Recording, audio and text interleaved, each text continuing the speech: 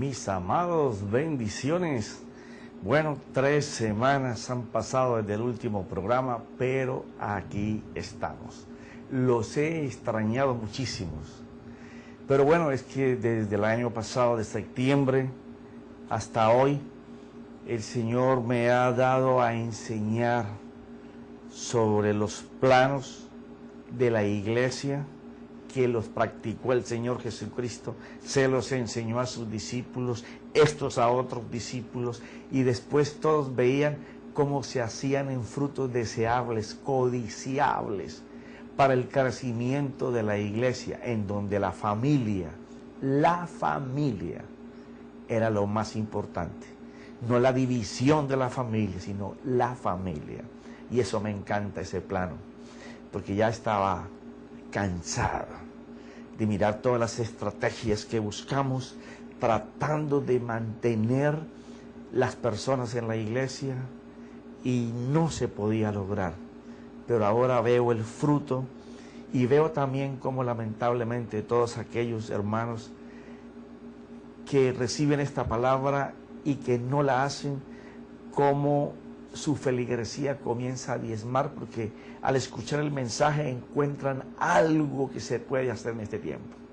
Pero eso es de otro corral, porque aquí estamos hablando de el tabernáculo de Moisés, que fue mandado a hacer conforme a algo que le fue enseñado, que estaba en el cielo, que era Cristo Jesús, cuyo tabernáculo el Padre hizo con sus propias manos cuando envió a el Hijo y lo instaló dentro de nosotros.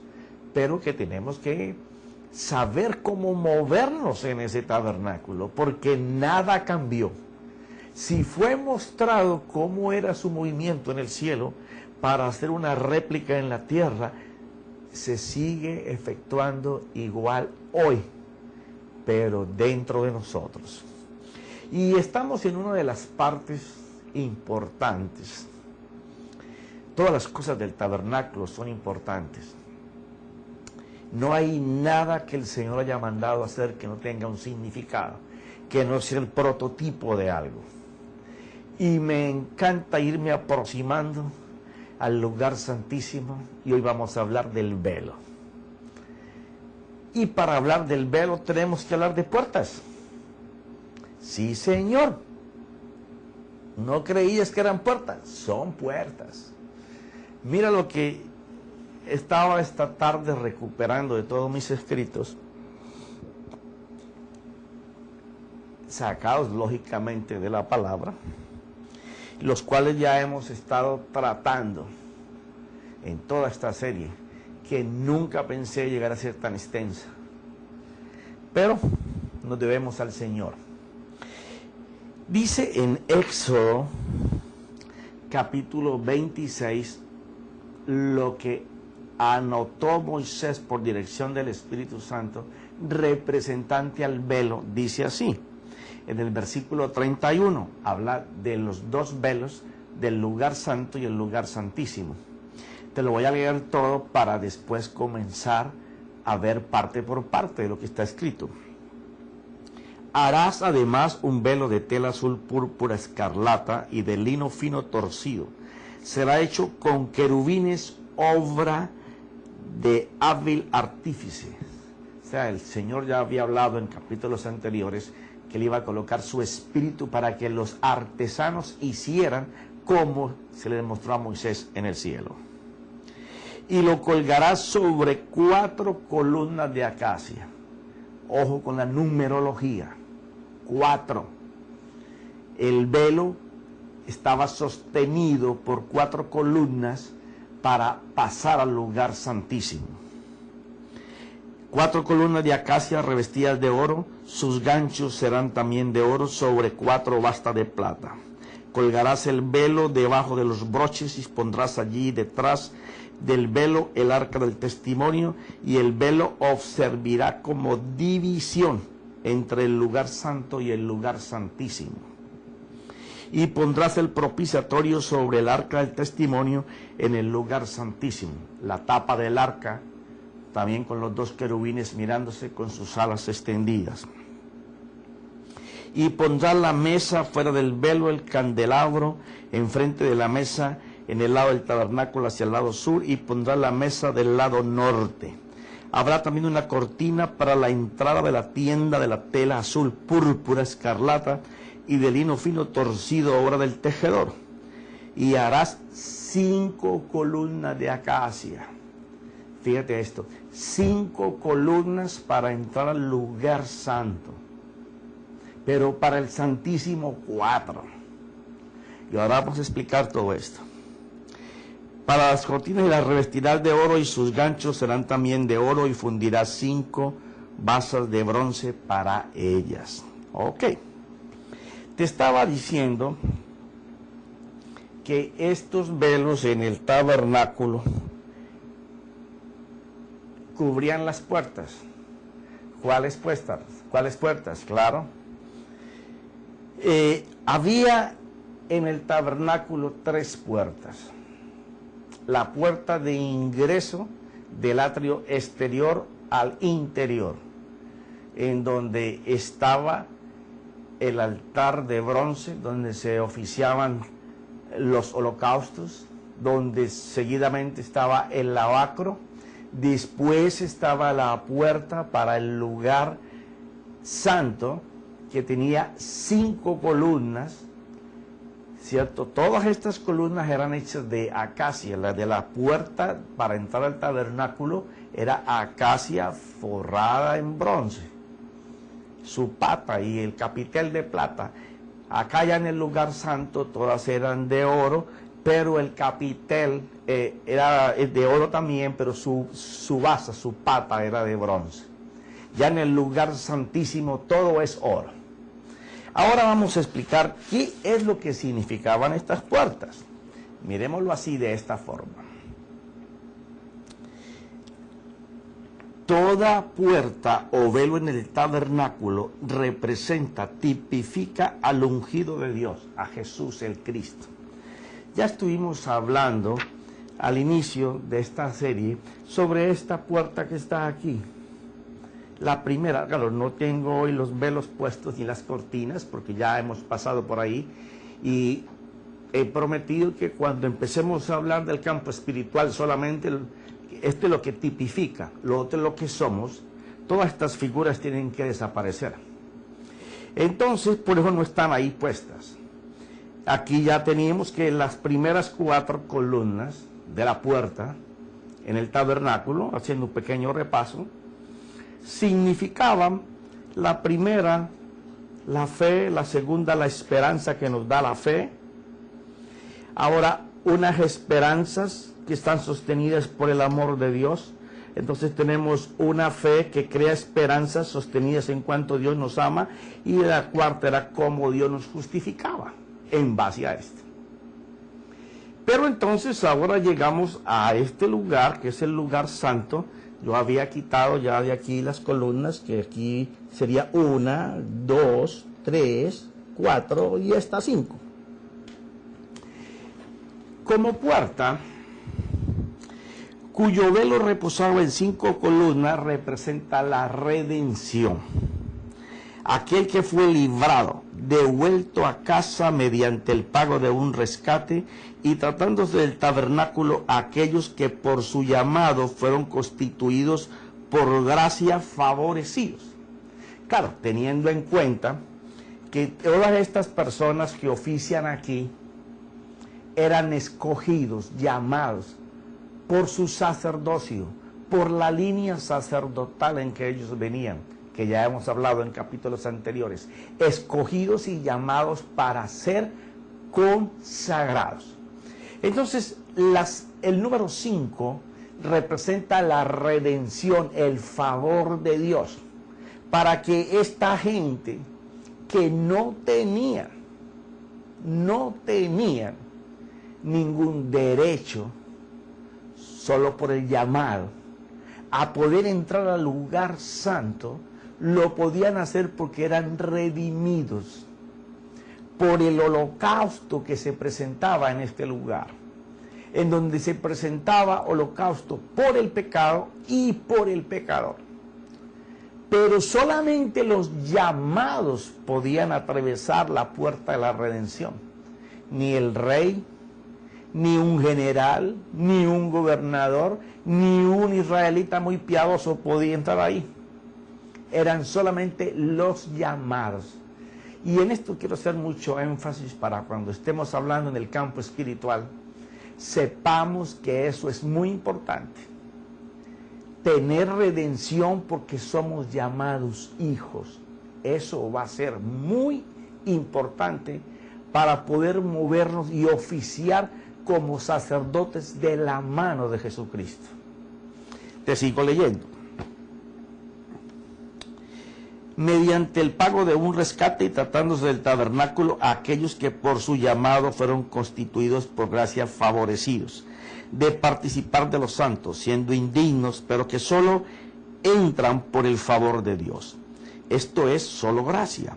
Hombres que le fue pasado por alto sus pecados en el sacrificio aceptado por Dios en el altar de bronce, y que purificaban su conciencia y culto racional en el lavacro. Les era permitido estar en el lugar santo solo por el favor de Dios en su consagración como sacerdotes, y esto es bueno considerarlo en esta puerta o velo en donde se hace énfasis a los llamados. Y aquí quiero tomar unos minutos para explicar esto bien. En este lugar no podía participar nadie que fuera sacerdote. O sea, esto nos lleva al favor logrado por nuestro Señor Jesús en lo que Él hizo. Porque es que tú y yo no somos salvos para la eternidad, no tenemos salvos en la vida diaria y no somos constituidos sacerdotes porque nuestro Señor Jesús fuera santo, porque era bueno, porque era perfecto, porque cumplió la ley. No, por ninguna de esas cosas tú y yo somos salvos para la eternidad, salvos en la vida diaria y llamados y constituidos sacerdotes. No, Señor. Profeta, entonces, ¿por qué? Gracias por levantar la mano. Nosotros somos hijos, somos salvos para la eternidad. Salvación en la vida diaria está presente por ninguna de las cualidades del Señor Jesucristo. Nosotros somos eso porque Él cargó tu pecado y el mío en el Getsemaní, en donde Él, que no tenía ninguna falta, el Padre lo hizo pecado para que tu falta y la mía fuera puesta sobre Él.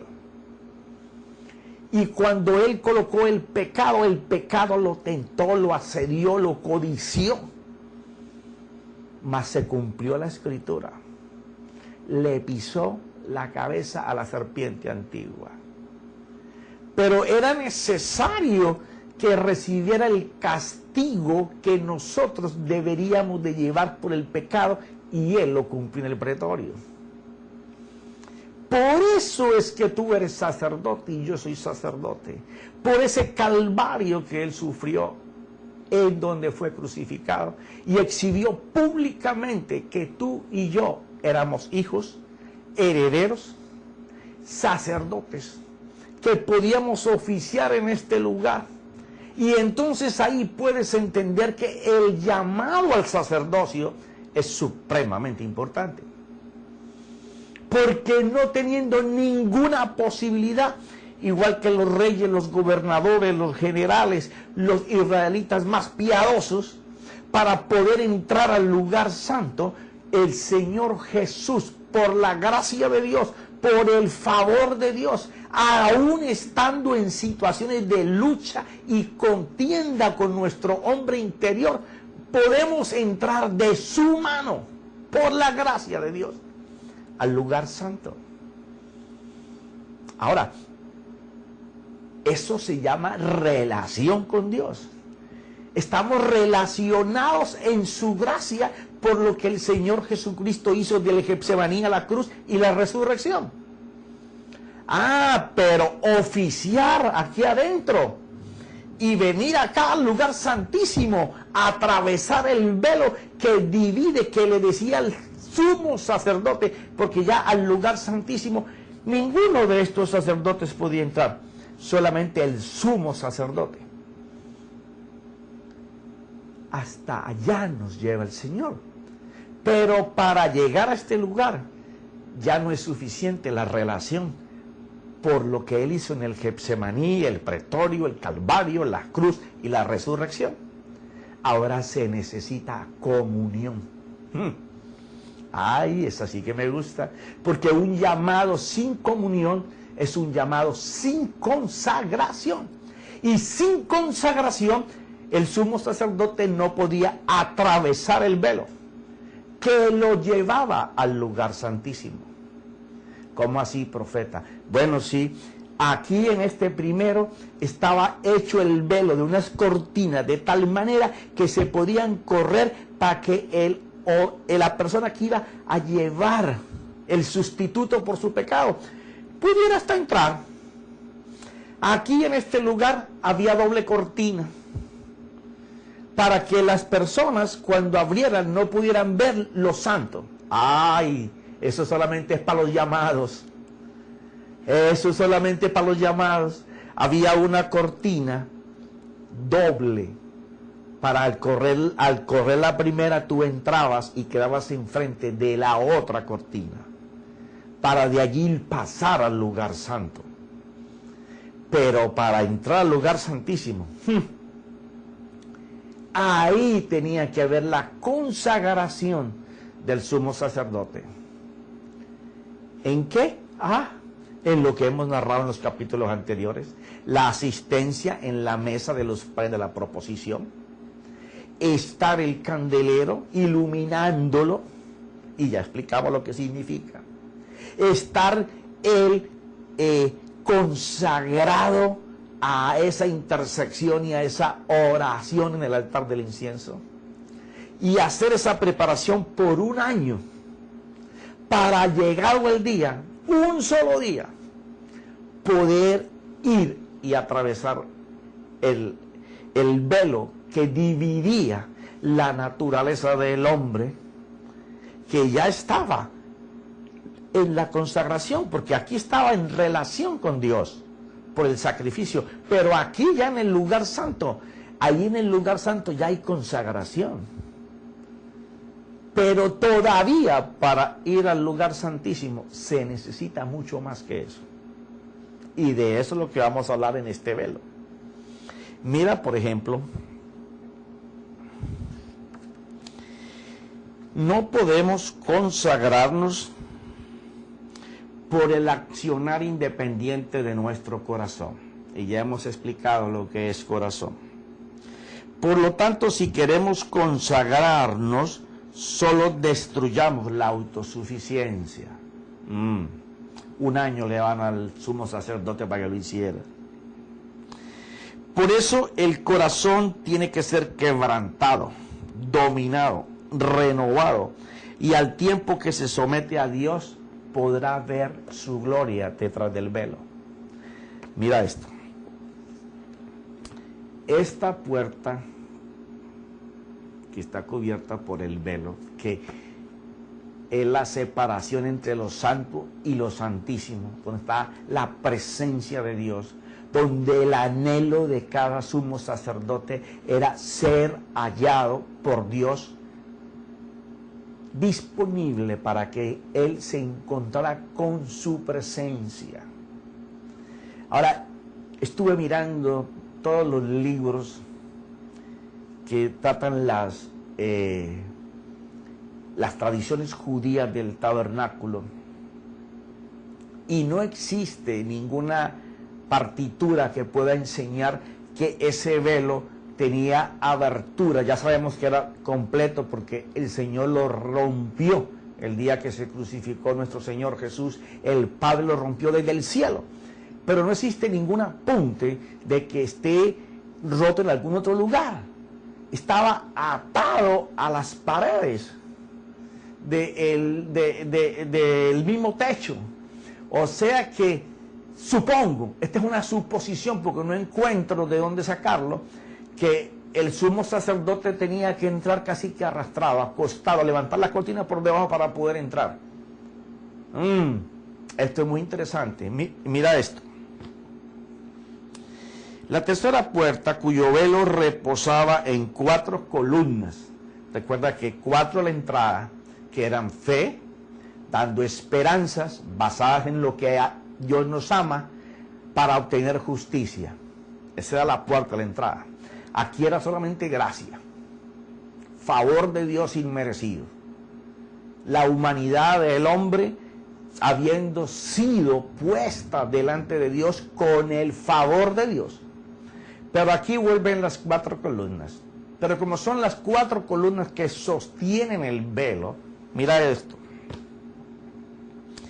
Cuyo velo reposaba en 4 columnas, representa la nueva creación o lo recreado, porque se está refiriendo al último y sublime velo que separaba al sacerdote consagrado de la presencia de Dios, donde todo en él debía haber sido modificado, es haber entregado completamente al hombre natural, donde todos sus egos y sus yo están sujetos por la vida de la palabra, la oración como incienso y la guianza del Espíritu Santo.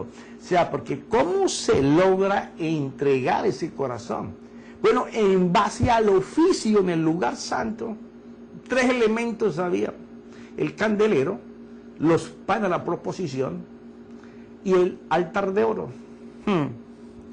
Porque para atravesar el velo del lugar santísimo, ya que no tenía aberturas, la reverencia por lo santo o su presencia demandaba debilidad e impotencia para que lo humano alcance la plenitud de lo divino.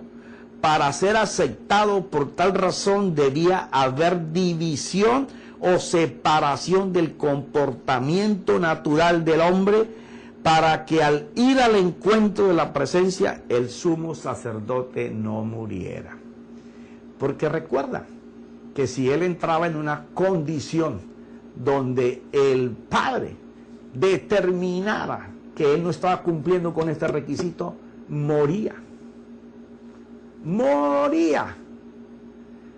Entonces cuando uno se pone a mirar y a observar la Escritura, a meditar en ella, a reflexionar en ella, nos podemos dar cuenta por qué nosotros estamos tan distantes de una vida de presencia del Señor. Y por qué hay tantos hombres y mujeres que en este tiempo, en el mundo entero, están logrando unos avivamientos en sus ciudades, en sus países, dado la presencia de Dios que fluye en él, en su familia y en la congregación. Porque este es el tiempo en que estos avivamientos van a suceder en la iglesia como cuerpo. Gracias a Dios por todos aquellos hombres y mujeres que nos han presentado a través de los últimos 120 años. Avivamientos poderosos en ellos que causaron un avivamiento en lugares, pero todos perecieron. En este tiempo la iglesia va a ser avivada plenamente y nosotros somos los obligados a hablarle a la gente de que Dios se mueve en familias, porque Él dice que como están apuntadas las familias en el cielo, están en la tierra, y que el deseo de Dios es que Cristo more en sus corazones y que esa fe que es por Cristo se alimente del amor y se fundamente en el amor de Dios, y que conocer el amor de Dios es lo que hace que la gloria de Dios explote. Entonces tenemos que quitar esos velos, pero vamos a hablar en el otro capítulo que sigue, después de que terminemos esto, mucho sobre esto y hacer mucho énfasis, porque estamos en el tiempo del levántate de Dios. dejar de hacer lo que siempre hemos hecho para seguir alcanzando los resultados que siempre obtenemos, sistemas religiosos aprendidos sin ningún resultado, para darle paso a la vida del Espíritu, reconocer y adorar a Jesús, porque el Espíritu Santo está para adorar a Jesús. El Padre quiere que adoremos al ungido, y Él representa todas estas puertas y todos estos velos. Mira esto. El velo solo significaba separación entre el lugar santo y el santísimo. Y los dos querubines dibujados en el juicio de Dios con muerte al que quiere entrar sin el permiso de Él al lugar de encuentro con su presencia. Menos mal que no morimos hoy, porque el Señor Jesús con su sangre nos cubre. Si no, esto sería una mortandad terrible. Si es como si todo el pueblo de Israel hubiera querido entrar a reemplazar al sumo sacerdote, hubieran muerto. Lo mismo nos pasaría. Pero la sangre que nos cubre del Señor es la que permite que la ira de Dios no sea contra nosotros. Entonces, ¿qué tenemos? Relación con Dios. Sí. Estar en relación con Dios es estar en posición de hijo, de heredero, de rey, de sacerdote, pero no en posesión. Y la iglesia está en posición hace años. Necesita que se quite el velo para que tome posesión, y para eso la iglesia tiene que consagrarse. Y eso demanda mucho de que nosotros los ministros le hagamos énfasis al cuerpo del Señor, que hay que consagrarse. Sin consagración es imposible vivir en la presencia de Dios. Tú puedes hacer todos los eventos que tú quieras, hacer todos los conciertos que tú quieras, pero si tú no le transmites a tu gente consagración, vocación, devoción, la gente no va a tener pasión. Y la pasión nace bajo la expectativa. Y si no hay expectativa por lo santo, por lo sobrenatural, no va a pasar nada. Sigamos.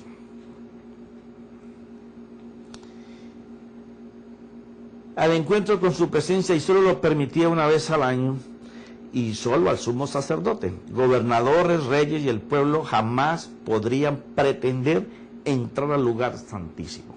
O sea que Dios exige una forma establecida por Él. Y esto me encanta, porque si Él le dio a Moisés algo que era conforme a algo que Él tenía en el cielo, y ese algo ya vino, y es su Hijo, el ungido, Jesús el Cristo. Y Él es el sumo sacerdote que nos lleva de la mano para poder atravesar todo esto y llegar a la presencia de Dios. Si no lo logramos es porque no le zafamos de la mano a Jesús. Él no nos va a llevar a rastras. Desea que nosotros nos consagremos. Sin consagración es imposible vivir en presencia de Dios. Mira esto. O sea que Dios exige una forma establecida por Él, en la cual hay, primero, holocausto aceptado por el pecado, y el pecador, por sí, porque una cosa es holocausto que se presentaba por el pecado del ofrendante, pero después el ofrendante tenía que hacerlo un sacrificio por él, y nuestro Señor lo hizo por ti, lo hizo por mí. Holocausto aceptado por el pecado y por el pecador, más el paso por el lavacro y todas las cosas previas que demandaba el lugar santo antes de atravesar el velo que separaba al sumo sacerdote de su presencia. Todo esto solo anuncia que a pesar de todo el movimiento que había en el tabernáculo, nadie fuera de él podía ir a su presencia, y todos los demás eran rechazados. Así Dios revela su santidad y al tiempo enseña la pecaminosidad del hombre. También enseña con la cortina o velo que hace la separación de su presencia. Quiere decir esto: solo el sumo sacerdote podía atravesar este velo. El Señor estaba enseñando que solamente un escogido, porque es que cuando entramos de la mano del sumo sacerdote, que es nuestro Señor Jesús, y Él nos hace a nosotros sacerdotes, quiere decir que nosotros estamos llamados por Él para vivir esa vida que Él enseñó. Entonces, nadie más que no estuviera al nivel del sumo sacerdote, que era solamente Él, podía entrar al lugar santísimo. ¿Por qué se nos va a ocurrir hoy que teniendo una naturaleza caída? Profeta, ¿eso suena que yo no recibí salvación? No, la salvación está, porque si no, ni siquiera relación con Dios tuvieras. Tenemos relación con Dios como hijos por la sangre del Señor Jesucristo. Pero comunión para vivir en su presencia es otra cosa. Un padre puede tener varios hijos y puede que un hijo sea perverso y puede tener otros hijos que sean buenos hijos. Los buenos hijos tendrán relación y comunión con su padre. El que es perverso a lo mejor está en la cárcel o está en un hospital enfermo. Hay relación, pero no comunión con la familia. ¿Por qué? Porque él en su conducta y en su moral está fuera de la consagración de la familia. Yo no sé por qué nosotros pensamos que con el Señor las cosas son diferentes. Él es santo. Él desea que nosotros nos consagremos para poder vivir en su presencia. Llegó la hora en que la iglesia como tal no es solamente que se llene de conocimiento, y el conocimiento es bueno cuando tú tienes entendimiento sobre lo que tú conoces. Pero si lo que tú conoces te aleja de la presencia de Dios, no entiendes la sabiduría de Dios. No la entiendes. Mira esto. El velo al frente del lugar santísimo y con sus cortinas alrededor es como si la presencia de Dios estuviera envuelta. Es como si Él cubriera su presencia, como enseñando que su deidad está velada al hombre natural. Tenemos que creer esto, familia. Es imposible, teniendo nosotros la plenitud de Dios establecida en nuestras vidas, poder vivirla, saborearla, si nosotros no entendemos que no lo vamos a alcanzar si no hay una consagración y que el ungido de Dios, Jesús el Cristo, lo hizo todos los pasos para que nosotros pudiéramos entrar de su mano, y el Espíritu Santo nos va a ayudar. La palabra de Dios, que es el mismo Cristo, nos va a fortalecer para que nosotros vivamos en su presencia. Como enseñando que su deidad estaba velada al hombre natural, solo los escogidos y separados que se consagran a Él, porque lo aman, lo anhelan vehementemente. Este es el velo que separaba al sumo sacerdote de la presencia del Señor. Y es el mismo velo que separa hoy a la iglesia de la presencia del Señor. He compartido en los últimos meses, si nosotros somos capaces de valorar cuánto amamos a Dios. Es fácil decir y expresar cómo amamos a nuestra esposa, a nuestros hijos, nietos, familiares. Ahora expresa cómo tú amas a Dios. Ahí te vas a dar cuenta en qué renglón, en qué lugar está el amor que sentimos por Él. Porque el que anhela ardiente y vehementemente su presencia se va a consagrar sin tener que buscar ningún rollo, ningún pretexto, nada. Simplemente es el deseo de estar con Él. Y eso que lo podía hacer el sumo sacerdote solamente una vez cada año, podía entrar con Él por unos minutos o tal vez unas pocas horas deleitándose en su presencia, cosa que el resto del pueblo no podía hacer. Con esto quedaba demostrado que el camino a su presencia lo abría el mismo Dios. Y esto me encanta. Esto me encanta. Si para ir a la presencia, Él mismo es el que te va conduciendo y te abre el camino, quiere decir que yo tengo que buscarlo a Él para que el velo sea quitado. Y el buscarlo tan vehementemente, tan ardientemente de su presencia, me hace como que yo tengo que clamar muchísimo por mi Señor Jesús y por el Espíritu.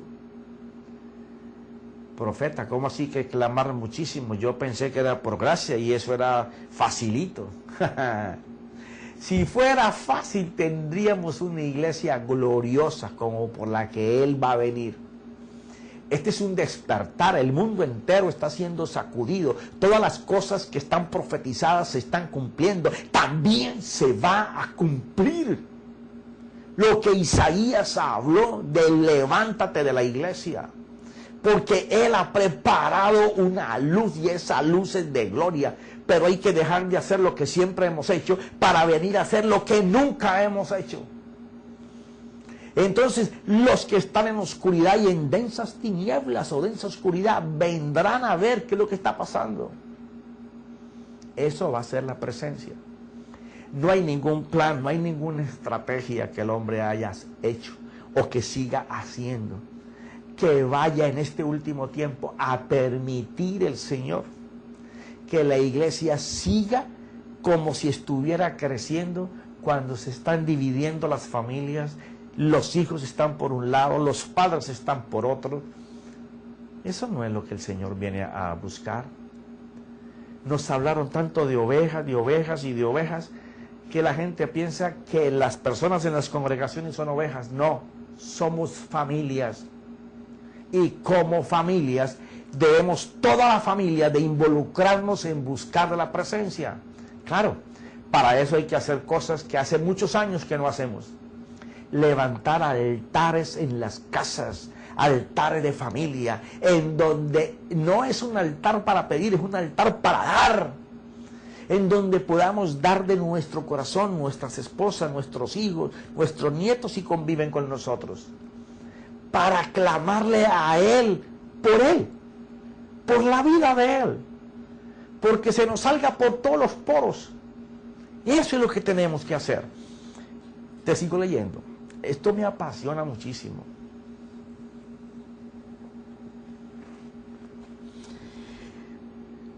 O sea que Él es el que abre el camino. Por eso es que Él es el que nos mete a todos estos lugares. Qué importancia poder nosotros entender esto, para que todos no necesitemos decir, no, voy a un ayuno de 15 días, a una vigilia de 4 horas, para buscar de su presencia, voy a hacer esto para buscar de su presencia, lo otro. No. Nunca miramos al Señor Jesús que le llevaran un endemoniado y dije, ténganmelo ahí, amárrenlo, yo voy al monte oro esta noche, o amárrenlo por 8 días que voy a ayunar, o espere alguna oración larguísima. No, Él vivía en la presencia. Profeta, pero es que Él era Dios, sí, pero vivió como hombre. En siendo Dios lo hizo para enseñarnos, cumplió la ley para que nosotros no tuviéramos ese dolor. Y dice así: de esta forma Él abrirá el camino del mismo Dios, y esta forma no ha cambiado. Un corazón anhelante, vehemente de su presencia, sediento de Él, es al que Él se mostrará y le hablará como un amigo. Pero eso por eso, cuando el velo se rompe, el día de la muerte del Señor en la cruz, nació la oportunidad que el hombre corriente tuviera acceso a la presencia de Dios. Ok, ahora vamos a hablar.